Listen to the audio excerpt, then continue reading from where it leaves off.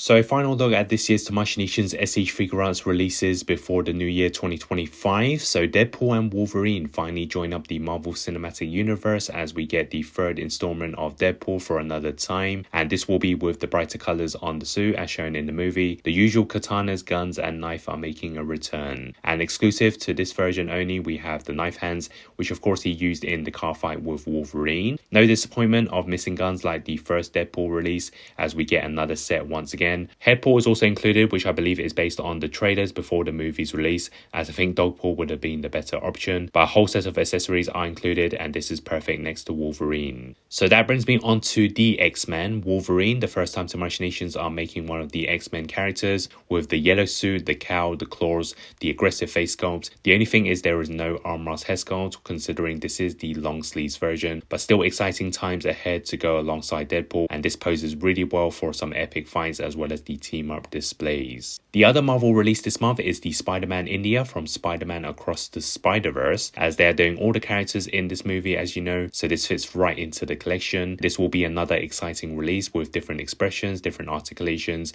and of course the webs included, and if you have other ones in this line you're able to create some movie scenes. The Dragon Ball Daima line continues with the third release with Piccolo Mini following the Goku and Vegeta versions. Plenty of hands and faces like you see in a larger scale of the Dragon Ball figures, and the soft cape is also implemented, which is a great addition if you enjoy the new Dragon Ball series. In terms of more Dragon Ball releases, the arrival of the Super Android 17 for the Dragon Ball GT is here, and it looks like they're expanding on this line with another incredible sculpt following the Goku and Trunks release and soon to be Pan. Not a fan favourite when it comes to this series, but still one that brings a lot of memories, and it's nice to see them do more away from the Z and the Super series, and also add-ons for Goku is included as the accessory. One of the major releases of the month is the debut of My Hero Academia line with Izuku Midoriya, or Deku as he's known as, an amazing sculpt that really captures the likeness with the details from the hairstyle all the way to the costume and colours. Some dynamic poses are not a problem for this figure, and upgrades are available with effects for the hands as well as the eyes. I don't know much about this anime, but seeing these images gets me really excited and I'm happy for those who get their hands on this.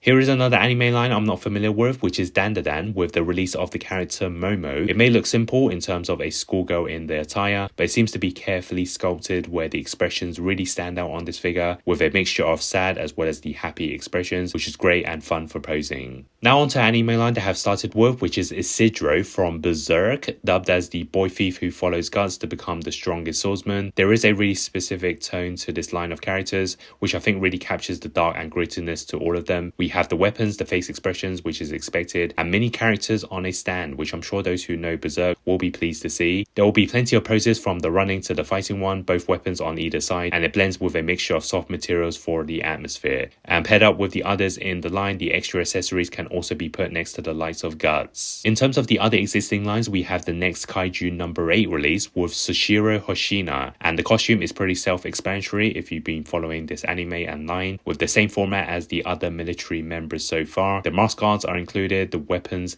and even some wavy hairstyles make this one very exciting to go alongside Monster No. 8. The Mobile Suit Gundam Seed Freedom line has its next pilot lined up with Asuran Zara, and just like the previous release, this will have a similar design with the suit, just in a different colour, and of course the helmet to be held in hand. Nothing too crazy in terms of the dynamic poses, which obviously fits the tone of the character, and paired up next to the previous release of Kira, this is what we want to see. The helmet is also placed on the head, as well as the shades also thrown in as the accessories. A pistol gun also allows for some battle looks, so this will provide plenty of posability, and more shots with the previous one, Yamato, so it looks like you'll have to get one and can't afford to skip the other. And also more Mobile Suit Gundam releases with the line The Witch from the Mercury with Guru Jitaku, and this looks like a very funky character in a good way with a unique hair dye, the clothing, which is of course very early anime style. And they also have of course other characters made for this line so far, so this will pair up nicely with them.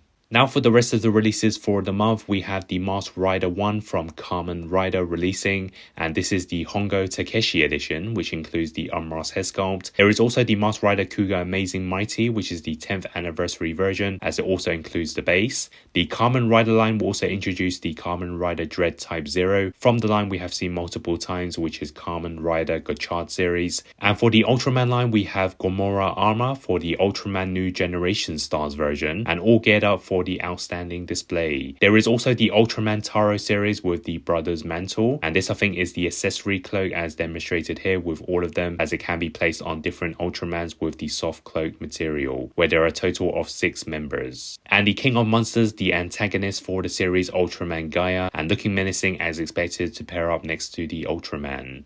We're also going to be seeing Omegamon from Digimon, which is a best selection in terms of the line as they had a release some time ago, and this will include its main armory with the cannon and sword. So exciting times for fans of Digimon.